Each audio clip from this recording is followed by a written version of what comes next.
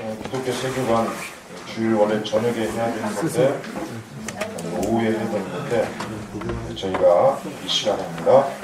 오늘은 주관적, 그다음에 객관적 두 가지에 대한 기독교 세계관에 대해서 강의할 것입니다. 항상 우리 그리스도인들은 어떤 것을 생각할 때 그리고 어떤 것을 주장할 때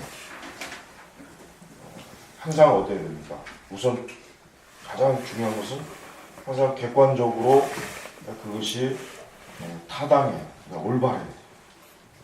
그 다음에 자기 주관적인 분명한, 확고한 그 뜻이 역시 또 분명해야 되는 것입니다.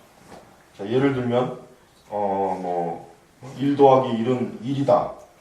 이것은 철저하게 이건 객관적인 거예요. 전 세계 어디를 가도 1 더하기 1은 1이다 라고 거의 다 그렇게 얘기하지. 1 더하기 1은 2다. 1 더하기 1은 3이다. 잠깐 좀 생활 잘하네.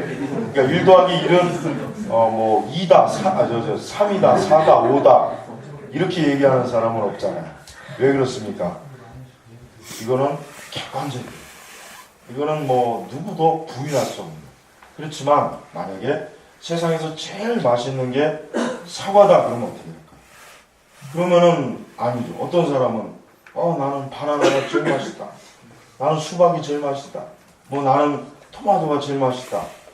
이거는 어떤 과일이 제일 맛있느냐 하는 부분은 어때요? 객관적인 게 없어요. 왜냐하면 다 사람마다 어때요? 자기가 좋아하는 그 과일의 맛이 있단 말이에요. 그러니까 그걸 모든 사람이 다 어떤 하나로 이렇게 통일할 수가 없어요. 근데 중요한 것은 뭐냐면은 이 세상은요, 이제 오늘 가만히 세상을 보면은 주관적인 것과 객관적인 것 사이의 전쟁이에요, 전쟁. 싸움이에요. 근데 우리 그리스도인들은 항상 무엇을 주장하든지 객관적인 것을 언제나 중요하게 해요. 객관적인 것. 그러니까 주관적으로 얘기하면은 안 돼요. 여러분, 우리가 기독교 신앙에 대해서 얘기할 때도 단순히 사람들한테 참 예수님은 나의 구주이시다. 그분은 하나님의 아들이시다. 예수 그리스도를 믿어야 구원을 받는다. 그분을 믿지 않으면 심판을 받는다. 근데 이런 얘기를 누군가 해도 지금 세대 사람들은 그걸 어떻게 받아들입니까? 다 주관적으로 받아들입니다. 그걸 객관적으로 받아들이지 못합니다. 왜냐하면 지금 같은 세계는 보편적인 그 다원한, 그러니까 각자 다 자기만의 옳은 생각을 다 가지고 있다고 여기는 그러한 세상이란 말이에요. 그러니까 누구도 나의 생각이 옳다 이렇게 얘기하는 사람은 지금 시대에서는 뒤떨어지는 사람, 뭔가 좀 고리타분하고 아주 독성적이고 근본주의적인 생각에 사로잡혀 아주 좀 좋게 여기서 그러나 이제 한 가지 중요한 건 있습니다. 그렇다고 해서 객관적인 게 없는 것은 아니에요. 분명히 객관적인 게 있어요. 그러니까 누구나 다 옳다고 여기지 않아도 객관적인 게 있어요. 그걸 뭐라고 그럽니까? 그걸 진리라고 하는 거예요. 그러니까 진리라고 하는 것은 모든 사람들한테 다 동의를 해서 그게 진리가 되는 게 아니라 원래 진리이기 때문에 진리가 되는 거예요. 쉽게 얘기하면 예수님은 하나님의 아들이시고 유일한 구원자이시다. 이 질문을 가지고 전 세계 70억에 있는 사람들한테 쫙 질문한다면 아마 분명히 아니오라고 하는 대답이 절대적으로 많지 옳습니다라고 하는 사람은 절대적으로 적을 거예요. 그렇지만 그렇다고 해서 이게 이거는 모든 사람들의 보편적인 동의를 받지 못하니까 진리가 아니다. 이렇게 할 수가 없는 거예요. 그러니까 객관적인 것도 두 종류가 있죠. 아까 얘기한 거죠. 1 더하기 1은 2예요. 이건 전 세계 어디나 정말 조금 생각이 정말 좀 이상하지 않는 이상은 적어도 정상적인 생각을 가지고 있는 사람, 어린아이들도 다 한다면 이거는 아주 뚜렷한 객관적인 사실이에요. 그러나 그 객관적인 것하고 또 구별되는 또 하나의 객관적인 건 뭐냐? 진리의 보편성. 그러니까 우리 기독교의 복음은 뭡니까? 보편적인 객관성을 가지고 있는 진리예요, 진리. 이거는 설령 1000명한테 이제 설문지를 돌려서 999명이 예수님은 하나님의 아들이 아니다. 나는 그분은 우리를 구원할 자가 아니다라고 설령 999명이 아니오라고 해도 그거는 뭐예요? 변함없는 뭡니까? 진리가 돼요. 진리가. 그러니까 우리가 아까 첫 번째 말한 1 더하기 1과 요거는 두 가지 다 공통적으로 객관적이긴 하지만 또 구분이 돼요. 구분이 돼요. 자, 그래서 이게 대체로 이제 우리가 좀 주의해야 될 게 뭐냐면 지금 사람들은 첫 번째 보니까 갈수록 사람들은 주관적인 생각과 마음을 절대시해요. 주관적인 생각과 마음을 그러니까 뭡니까? 자기가 보는 것이 전부다. 자기가 보는 것이 전부라는 생각을 가지고 있어요. 그게 사실 뭡니까? 하나의 지식의 우산이에요. 지식의 우산. 근데 실제로 그 사람이 정말 주관적으로 생각하는 그것이 진짜 옳다면, 그것이 진리라면 괜찮은데 만약에 그렇지 않다면 어떻게 되겠어요? 엄청난 문제가 생기겠죠. 그렇지 않겠습니까? 분명히 문제가 생길 거란 말이에요. 예를 들면 여러분 제가 카페에서 올리는 글은 저는 아주 자신 있게 얘기하지만 그건 객관적인 거예요. 그건 객관적. 이거는 내가 이렇게 믿고 싶으니까 이런 걸 막 주장해서 사람들한테 세뇌하는 게 아니라 뭡니까? 역사적으로, 신학적으로, 그러니까 지적으로, 인간의 경험적으로, 또 보편적인 우리 기독교 역사에서 뭡니까? 개혁주의 신앙은 절대적으로 옳은 거다. 이건 분명한 사실입니다. 그런데 은사주의나 신복음주의나 오늘날 그 교회 이 벗어난 그것들은 뭐예요? 이건 잘못된. 근데 이것을 많은 사람들이 어때요? 제가 이제 쓴 글에 대해서도 그거는 당신이 생각하는 주관적인 것이다. 그렇게 얘기를 많이 해요. 그렇게 비판을 많이 해요. 참 답답하죠. 그러나 그 사람들이 그렇게 생각하고 있단 말이에요.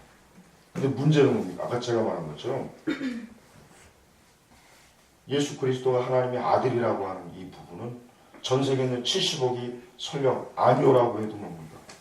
그건 사실이거든요. 아니오가 될 수가 없어요. 예를 들면 전 세계에 있는 모든 사람들이 이제부터 천국과 지옥은 없습니다라고 만장일치로 투표를 했다고 해서 천국과 지옥이 없어집니까? 그렇지 않잖아요. 그러니까 우리가 성경의 진리나 올바른 합당한 진리는 뭐예요? 객관적인 진리다. 이거는 변함없는 거예요. 반대로 이제 이단들을 한번 보십시오. 이단들. 사실 이단에 속한 사람들도 우리가 한 가지 이해해야 될 게 뭐냐면 그 사람들도요. 자기들이 정말 믿는 게 진짜 진리라고 믿어요. 믿는 척 하는 게 아닙니다. 그거 우리가 알아야 돼요. 믿는 척 한다면 오래 못 있어요. 사람이 어떻게 믿는 척 하면서 어떻게 참 이상한데 어떻게 오래 있을 수 있어요? 못 있어요. 그 사람들이 정말 그것을 진리라고 믿는 거예요. 근데 문제는 이제 그러면 이제 그 사람들한테 그거를 이제 어떻게 깨우쳐야 되느냐. 지금 너가 그걸 옳다고 여기지만 그걸 한번 객관적으로 한번 파헤쳐보자 해서 어때요? 성경을 가지고 신학을 가지고 또 뭡니까? 경험적인 것을 가지고 이 경험적인 것을 빼놓는구나. 이런 모든 것들을 가지고 파헤쳐보는 제가 아까 등산하면서 오다가 제가 얘기를 나눴지만 제가 그랬어요. 이단은 아무리 겉으로 보기에 화려하고 좋게 보여도 그거는 마귀의 속성을 드러나게 돼 있어요. 어떤 면으로도 마귀의 속성을 드러나게 돼 있는 거예요. 그러니까 그건 경험적으로 드러나는 거예요. 경험적으로. 그러나 경험적인 것뿐만 아니라 또 뭡니까? 성경적으로 파헤쳐보는 거예요. 또 지식적으로 파헤쳐보는 거예요. 그래서 이것은 이단이다. 이건 잘못된 것이다. 자, 예수님 시대부터, 그러니까 사도 시대부터 쭉 교회 역사를 쭉 훑어봐요. 신학의 역사를 쭉 훑어봐요. 훑어봐가지고 지금 이단들이 주장하는 게 정말 정통에서 왔는지를 하나하나 조사하면 다 나옵니다. 다 나온단 말이에요. 다 나온다. 그러니까 그걸 가지고 뭐야? 이건 객관적으로 이거는 뭐예요? 정통이구나. 이건 이단이구나. 그렇게 할 수 있는. 그러니까 우리가 기독교 신앙의 진리가 지금 사실은 문제가 뭐냐면 이제 너무 교회가 그러니까 주관적인 믿음으로만 너무 막 이게 몰아대니까 이제 객관적인 진리라고 하는 것을 이 세상 사람들한테 못 보여주는. 그러니까 세상 사람들은 기독교인들은 그냥 자기들만 열심히 믿는 광신자 이렇게 얘기하지. 기독교인들이 주장하는 것을 진지하게 검토하는 사람은 지금 세상의 시대는 별로 없어요. 이게 큰 문제. 이게 큰 문제. 설령 세상에 원래 이제 물론 이 세상에 하나님 믿지 않죠. 진리와 믿지 않는 거지만 그러나 적어도 저들이 말하는 저것이 정말 객관적으로 맞는지 옳은지에 대한 진지한 검토라도 뭔가 할 수 있는 그런 여지가 있어야 되는데 안 그렇습니다. 그냥 기독교 하면 무조건 그냥 아니요 이래. 지금 우리 세대가 그래요. 그러니까 기독교의 위기가 바로 그거예요. 이 세상 사람들한테 뭔가 객관적인 진리로 보여주지를 못하고 있어요. 그러니까 예를 들면 우리가 아무리 예수님은 하나님의 아들이십니다. 그분은 부활하셨습니다. 이런 얘기를 한다고 해도 세상 사람들이 기독교인들이 엉망진창으로 막 살아가는 걸 보면은 그들에게는 하나님의 아들이고 뭐건 부활이건 뭐건 아무짝에도 소용이 없는 거예요. 저 사람들을 보면은 그냥 저 사람들이 믿는 하나의 광신적인 교리일 뿐이지 중요한 게 아니야. 이렇게 여기는 거예요. 그러니까 우리 그리스도인들은 항상 성경에 자기의 생각과 마음을 기준점으로 삼아야 돼요. 성경. 그래서 우리가 성경의 교리를 공부하는 것이고 성경을 바르게 알아야 된다. 배워야 된다. 올바른 신학이 있어야 된다 하는 이유가 뭐냐면 기독교 신앙이라고 하는 것은 주관적인 것 이전에 먼저 뭐예요? 객관적인 거여야 된다. 다시 한번 예를 들게요. 두 사람이 있어요. 한 사람은 예수 안 믿고 평생 살다가 죽었어요. 한 사람은 예수님을 정말 잘 믿고 그리고 결국 죽었습니다. 자, 그럼 두 사람은 어떻게 되는 겁니까? 한 사람은 분명히 천국에 갈 것입니다. 한 사람은 분명히 지옥에 갈 것입니다. 이건 객관적인 사실이에요. 이건 객관적이에요. 그러나 뭡니까? 우리의 신앙이 주관적으로만 비춰지게 된다면 세상 사람들은 우리가 하는 말을 진지하게 안 들어요. 진지하게 안 듣습니다. 그러니까 우리 기독교 신앙과 내 신앙에 대해서 철저하게 객관적으로 드러낼 수 있어야 돼. 그렇게 자꾸 해야 돼. 그렇지 않고 단순히 우리의 신앙을 그냥 내가 믿어보니까 좋아, 괜찮아, 교회 나가면 마음이 편해. 이렇게 하면 안 됩니다. 이렇게 하면은 옛날에는 혹시 몰랐어. 옛날 60년대까지는 70년대까지는 그게 통했지만은 지금은 안 통해요. 지금 세상은 그게 절대 안 통합니다. 그러니까 우리는 어때요? 항상 우리의 생각과 마음을 성경에 철저하게 뿌리를 두고 그것에 의해서 주장해야 됩니다. 그것에 의해서. 그래야 우리는 조금이라도 우리가 상대하는 사람들에게 우리가 믿는 이 진리를 뭔가 들어볼 만하다. 뭔가 좀 생각해 봐야 될 부분은 좀 있는 것 같다. 뭔가 진지하게 받아들이지 순전히 우리 개인적인 주관적으로만 우리의 신앙을 상대방이 얘기하면 상대방은 안 됐습니다. 절대 안 돼요. 그러니까 여러분 우리는 객관적인 우리의 신앙을 잘 갖춰야 돼요. 지금 시대는 그래야 돼요. 지금 시대는 여러분 하도 사람들이 보고 듣는 게 많기 때문에 어쨌든 깊이 알지는 못해도 보고 듣는 게 많으니까 누가 뭘 얘기해도 그 사람들이 원래 가지고 있던 어떤 그 이전에 보고 들은 어떤 전제가 있다. 그물이 있단 말이에요. 그러니까 거기에 다 걸려요. 그러나 옛날 사람들은 뭐 솔직한 얘기로 뭐 좀 제대로 못 배우고 뭐 정말 제대로 뭐 교육을 못 받고 좀 이렇게 지적으로 보고 들은 게 적으니까 어떠한 한 가지 사실을 전해주면 잘 받아들여요. 잘 받아요. 근데 예전에는 전도가 잘 됐어요. 과거 20년, 30년 전에. 그러나 지금 전도가 안 되는 이유가 뭐냐면, 물론 영적으로 근본적으로 파헤쳐야 되겠지만 또 하나 중요한 건 지금 사람들은 보고 듣는 게 너무 많은 거예요. 너무 많기 때문에 어떤 전도지를 봐도 거기에 대한 어떤 선입견, 어떤 그 기독교에 대한 잘못된 나쁜 어떤 선입견이 다 있어요. 그러다 보니까 무시해버려요. 이런 상황에서는 전도지를 아무리 줘도 과거 옛날보다는 어때요? 전도 그걸 통해서 전도의 열매가 맺어지기는 사실 어렵습니다. 어려워요. 그러니까 우리 그리스도인들은 첫째, 내가 믿는 신앙을 철저하게 객관적으로 그 다음에 주관적이죠. 철저하게 객관적인 것만 붙잡고 있으면 안 돼요. 즉 나는 다 사람들한테 예수님 믿어야 돼. 예수님 믿어야 구원받아 하면서 나는 안 믿으면 어떻게 돼요? 그건 잘못된 거야. 이 사람이 말한 건 사실인데 나는 안 믿어. 정작 나는 안 믿어. 이건 문제예요. 이건 잘못된 거야. 그러니까 주관적이라고 해서 다 나쁜 건 아니에요. 다 나쁜 건 아니에요. 적어도 우리의 신앙에 있어서 객관적인 걸 먼저 철저하게 잘 알고 배워내야 돼요. 그러니까 열심히 우리가 교리 공부도 하는 것이고 기독교 세계관도 공부하는 것입니다. 또 여러분들이 틈틈이 좋은 신앙의 바른 서적도 읽는 것이에요. 그래서 객관적인 걸 확실하게 알고 그 다음에 뭡니까? 내가 바로 뭔가 내 신앙이 이것이 확실하게 아까 뭐예요? 경험적으로 나는 정말 예수 그리스도가 나의 구주이심을 내가 경험적으로 알고 있어. 정말 기독교 외에는 이 세상에 그리스도 외에는 기독교에는 다른 종교는 다 이건 잘못된 거라고 하는 걸 경험적으로 알고 있어요. 그 두 가지가 확실할 때 이 사람은 온전한 그리스도인입니다. 온전한. 그러나 이 둘 중에 하나가 부족하면 온전한 그리스도인이라고는 하기는 어려워요. 예를 들면 바르게 진리는 잘 설명하지만 정작 자기는 안 믿어요. 그러니까 여러분 이 자유주의 목사들은요, 이제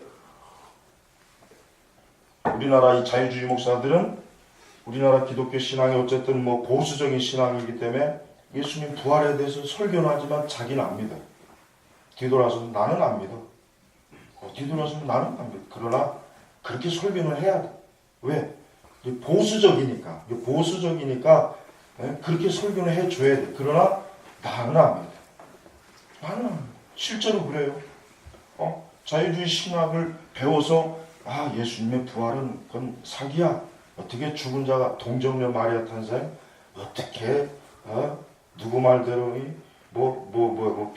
별을 따에 뭘 보느니 마느니 하면서 어떻게 처녀가 애를 갖냐? 말이 안 된다. 자기는 안 믿어. 그러나 설교는 그렇게 하는 사람이 있어요. 그런 목회자들이 있어요. 그러니까 객관적인 거는 아는 정확한데 주관적으로는 안 믿어. 그러나 또 어떤 사람은 이게 있어요. 이제 은사주의 신앙을 가진 사람들이 많이 해당합니다.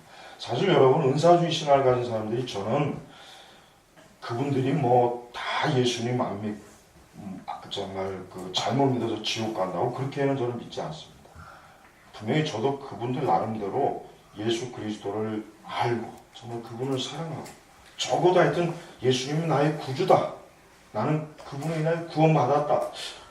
이 정도는 그래도 거의 대부분은 믿고 알고 있는데 근데 문제는 그 이후의 신앙은 엉망이에요. 올바른 신앙의 길로 못 가는 거예요. 이게 왜? 객관적인 신앙이 형성이 안 돼 있으니까 그냥 주관적으로 나는 하나님 믿어. 나는 교회 열심히 다녀. 나는 하나님 앞에 기도해. 예수님은 나의 구주이시여. 이 정도만 가지고 있지 객관적으로 내가 믿는 기독교 신앙이 무엇인지에 대해서는 성경적으로, 교리적으로, 신학적으로 어때요? 없는 거예요. 모르는 거예요. 그러니까 그 정도 신앙만 갖고 있으니까 그분들은 어떻게 신앙생활 합니까?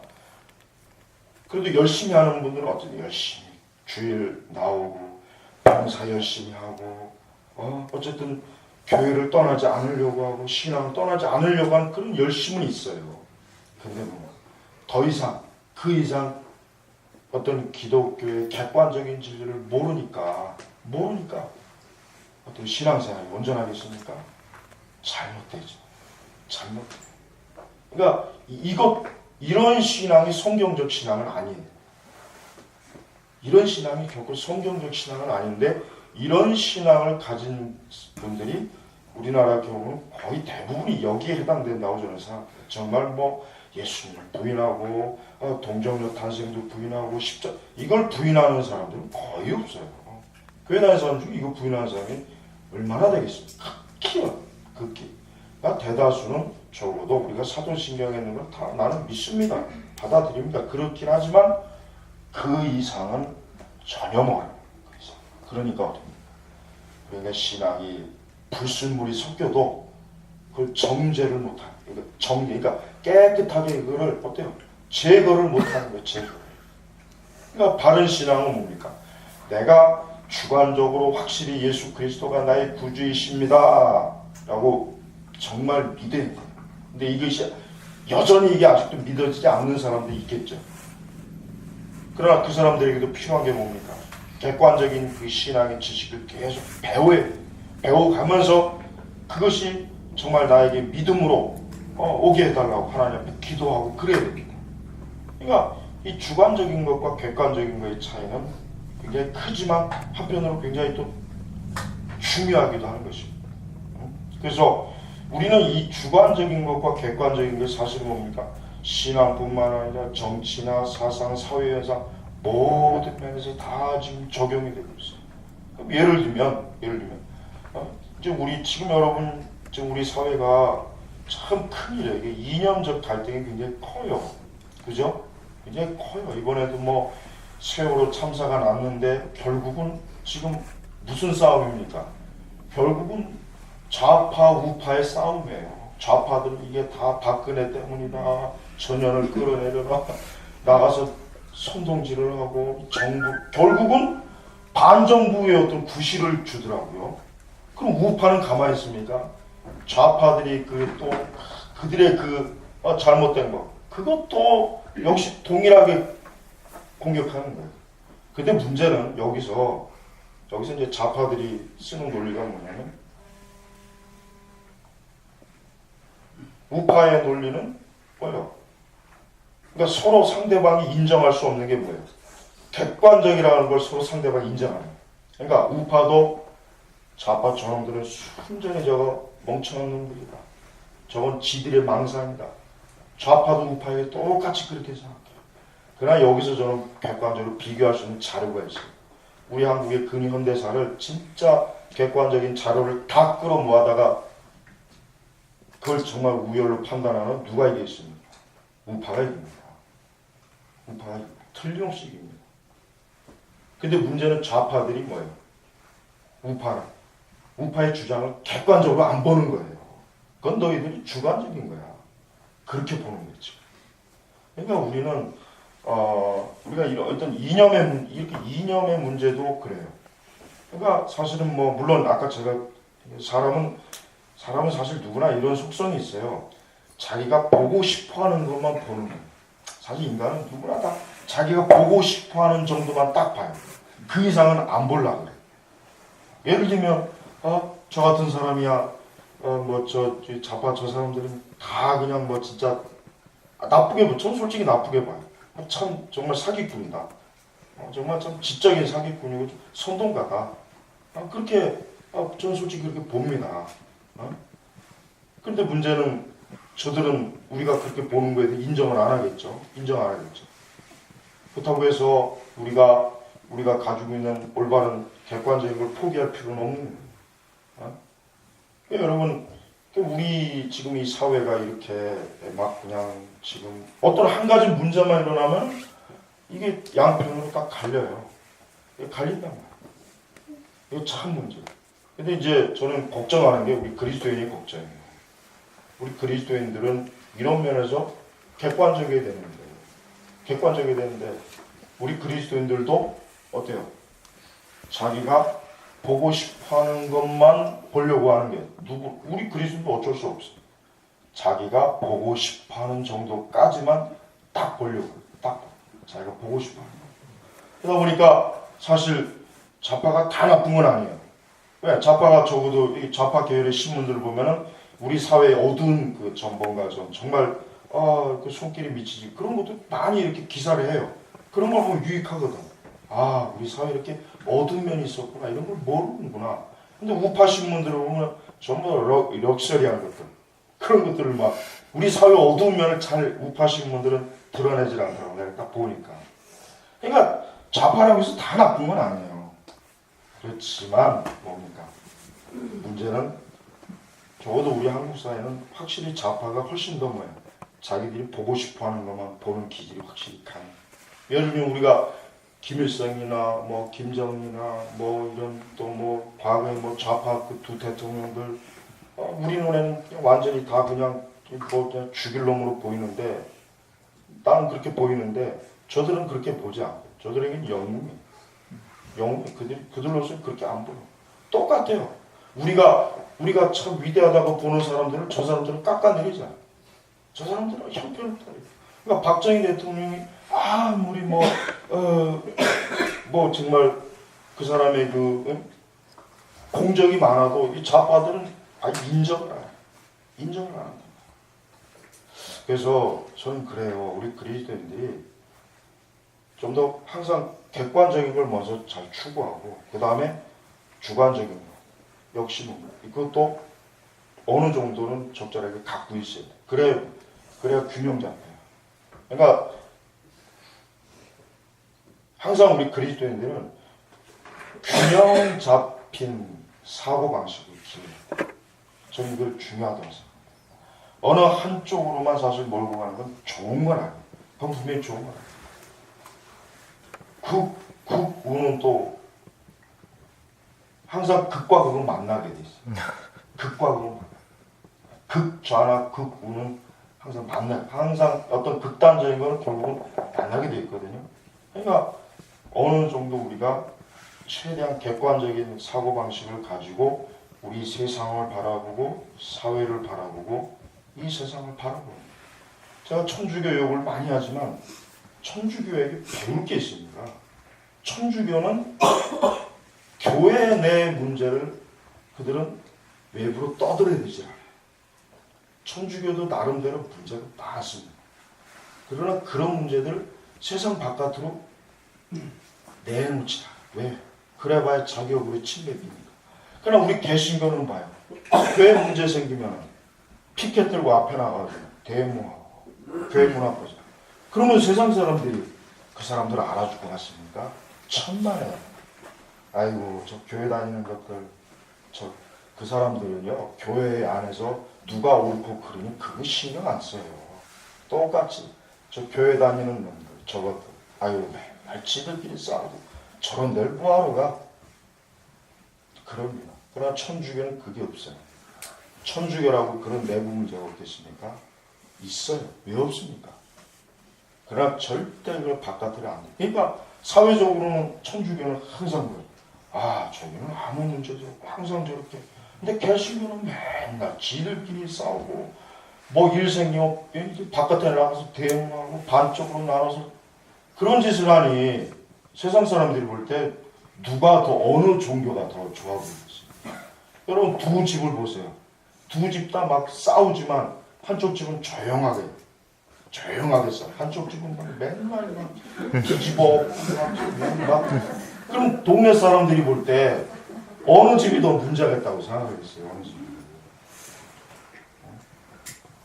천주교가 다 나쁜 거 아니에요. 천주교는 그리고 투명하잖아요. 현대 천주교는요, 과거의 천주교하고 다른 게 있어요. 과거의 천주교는 상당히 구조적으로나 여러 가지로 모습도 문제가 많았지만, 이 현대 천주교는 그런 과거의 모습점들을 굉장히 많이 뜯어고쳤어요. 아주 과감하게 개혁을 했다. 그러니까 투명하죠. 그러니까 우리 한국 그 종교 통계를 내놓으면 천주교가 가장 정확해요. 가장 교인 수도 정확하고 헌금도 가장 신뢰할 수 있어요. 그러나 개신교는 믿을 수가 없대잖아요. 그 통계를. 믿을 수가 없대요. 믿을 수가.